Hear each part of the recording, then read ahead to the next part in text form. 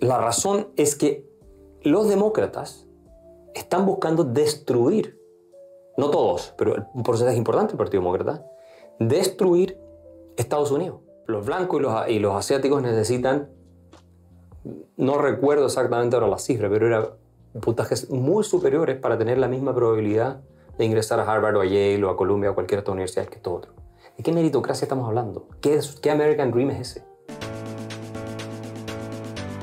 Esto es algo que se está evidenciando en todos lados. Entonces, todo este discurso imbécil que yo tuve que combatir durante décadas, de la corrección política, de que todos son bienvenidos, todos son tan lindos, todos son tan buenos, se está cayendo a pedazos.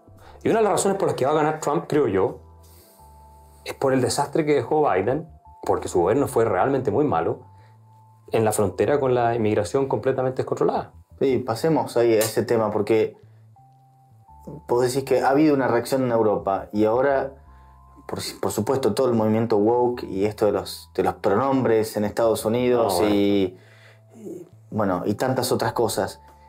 Al final, es un poco... A mí me da la impresión de que los demócratas de hoy poco tienen que ver con los demócratas de 20 años atrás.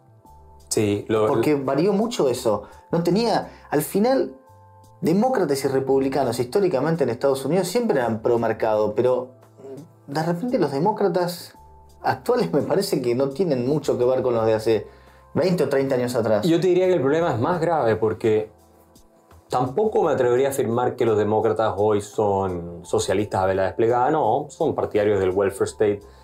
Franklin Delano Roosevelt fue el que metió el welfare state en Estados Unidos en la década del 30, junto con Herbert Hoover. O sea, fue parte de un republicano y siguió un demócrata. En una situación un poco especial, pero, ¿no? En sí, la crisis la Gran Depresión, Gran Depresión y todo eso, pero él tenía esa convicción filosófica e ideológica. Fíjate que uno de sus principales asesores era un economista de la Universidad de Columbia llamado Rexford Tugwell. Y Rexford Tugwell, que fue gobernador en Puerto Rico, admiraba el sistema fascista de Mussolini y de hecho se juntó con Mussolini en Italia en los 30.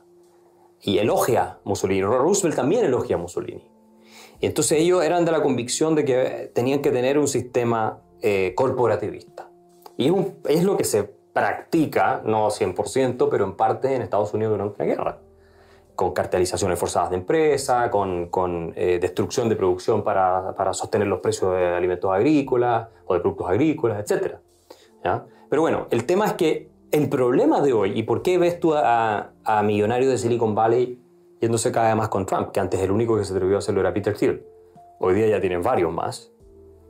La razón es que los demócratas están buscando destruir, no todos, pero un porcentaje importante del Partido Demócrata, destruir Estados Unidos, pero los fundamentos filosóficos de Estados Unidos.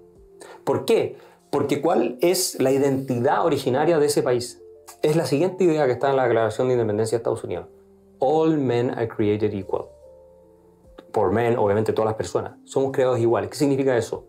Que tenemos los mismos derechos como individuos y que la ley va a ser igual para todos, ¿no? La guerra civil que se deriva, ¿cierto?, del problema de la esclavitud tiene que ver con que la promesa de que a todos se nos tiene que aplicar la misma ley porque somos todos iguales en dignidad no se le cumplía a los esclavos, ¿ya? Entonces la semilla de la guerra civil ya está sembrada en esa Declaración de Independencia de 1776. ¿Y qué ocurre? Que lo que te están diciendo hoy día los demócratas es no importas tú como individuo con derecho, lo que te decía yo, con tu conciencia única y tu mérito, tu capacidad de llegar a alguna parte.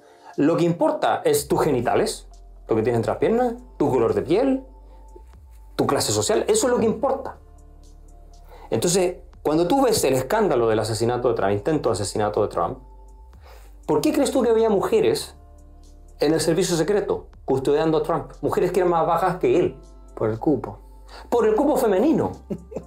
Porque la persona encargada, la directora del Secret Service, había declarado que tenía que cubrir un 30% de cupo femenino en el Secret Service. Yo te voy a decir una cosa. No hay que ser un genio para saber que es imposible. Si tú vas a reclutar 1000 agentes, 100 agentes o 100.000 agentes, que si tú le haces a todos el mismo examen y van hombres y mujeres, no quede ni una sola mujer. Es imposible. Porque los hombres tenemos más condiciones para la violencia física, tenemos más condiciones para ese tipo de cosas que las mujeres. Es así. Es como tratar de competir, que es otro problema, en deporte femenino, dejar que compitan hombres. Bueno, no va a ganar nunca una mujer, nunca más un deporte. No pueden. Entonces, en esos temas físicos. Pero, ¿qué pasó? Que esa ideología de destruir la meritocracia se deriva de la idea de que la tribu es más importante que el individuo. Cuando la tribu es más importante que el individuo, entonces no importa tu capacidad. Importa tu color de piel, tu sexo y ese tipo de cuestiones. Entonces te pongo, entre otras razones, por qué Kamala Harris es vicepresidenta. Porque era mujer, ahora dicen negra, antes decían que era india americana, ahora dicen que es negra. Pero de negra no tiene nada, es decir, sus antepasados son de la India, no africanos, hasta donde yo conozco la historia. Bueno, ¿por qué era mujer y eso? No por sus capacidades, por sus condiciones, simplemente por eso. Y entonces tú lo tienes en todo, las universidades hoy día. Si tú eres un hombre blanco, brillante, más aún si eres judío, y quieres hacer carrera académica en Harvard, es casi imposible hoy día. Porque están obligados a contratar a mujeres, a latinos o afroamericanos, lo que sea. Tú estás excluido. La demanda que presentó la comunidad asiática americana contra Harvard por discriminar sistemáticamente a los estudiantes asiáticos, porque curiosamente con ellos también los discriminan.